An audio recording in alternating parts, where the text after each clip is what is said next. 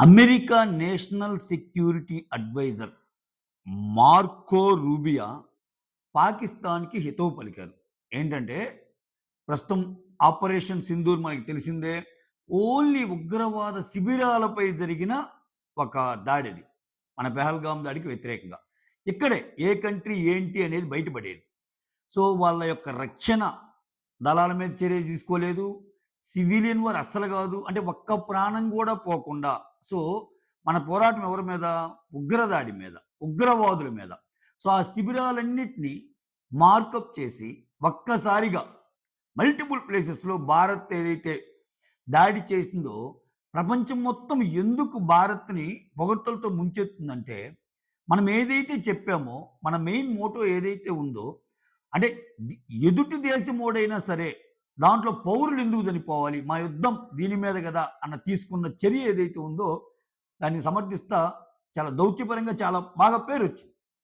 ఎందుకంటే ఒక పక్క చూడండి, ఒక పక్క వాళ్ళేమో నువ్వు హిందువా?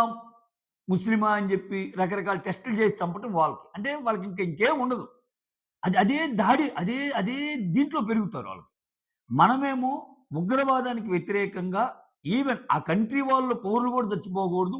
వీళ్ళు ఉగ్రవాది సంస్థలు ఇదైపోవాలి. ఆ స్థావరాలు నిర్మూలించాలనేది మనం.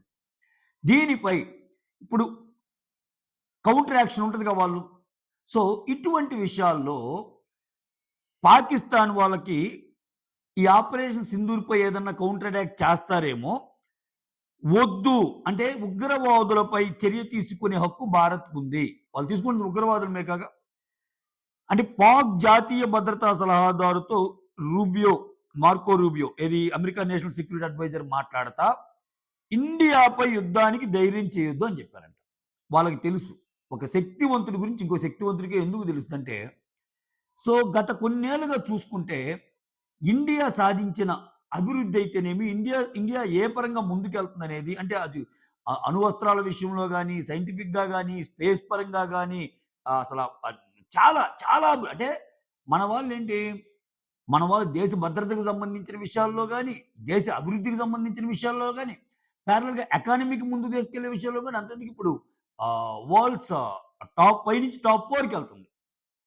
సో, జపాన్‌ని కూడా క్రాస్ చేసి.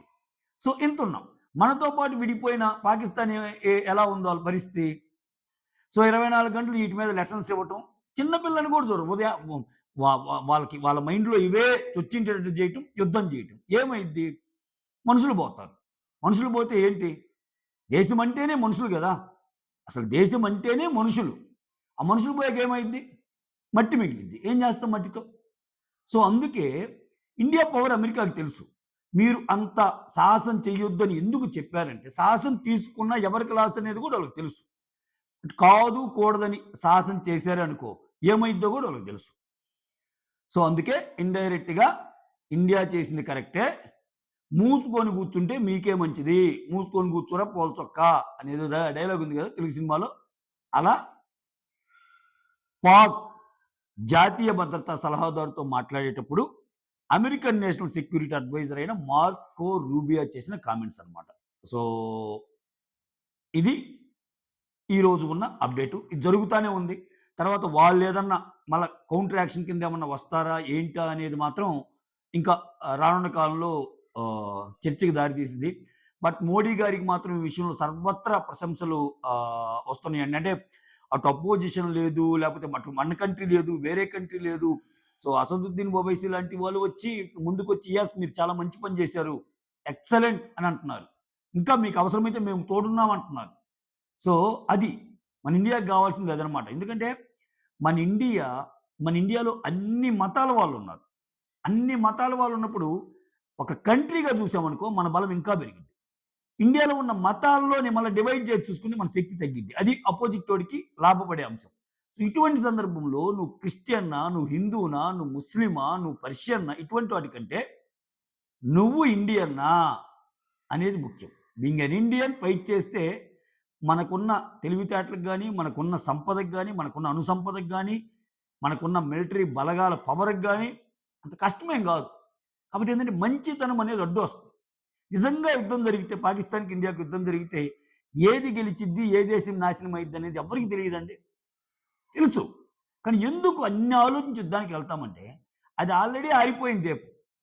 సో, అదే మోటోతో బతుకుతా వాళ్ళ జీవన ప్రమాణాలు తగ్గించుకుంటా అసలు ఈరోజు ఏ స్థితిలో ఉందో తెలుసు పాకిస్తాన్. సో, మనకి ఇదొక్కటే కాదు కదా! చాలా ఉన్నాయి గదా! సో, ఇటువంటి పోయేటప్పుడు ఏందంటే, ప్రోగ్రెసివ్ ఆలోచనలతో ముందుకెళ్ళేటప్పుడు ప్రోగ్రెసివ్ థాట్స్ ఉంటాయి. సో, అందువల్లే ఆచితూచి ఆలోచించాల్సొస్తది. ఇప్పుడు ఆల్రెడీ పూర్తిగా నాశనమైనతో పెట్టుకొని, మనం గూడా కొంచెం నాశనమయ్యామనుకో, యుద్ధం అంటే ఖచ్చితంగా నాశనమే. యుద్ధం అంటే ఖచ్చితంగా ఇరు దేశాలకి ఎంతో కొంత ఉంటది. ఒక్క దేశానికే అయిద్దనేం గాదు. సో, మేజర్‌గా వాళ్ళకి జరిగినా కొంతో కొంత మనకుంటదిగా.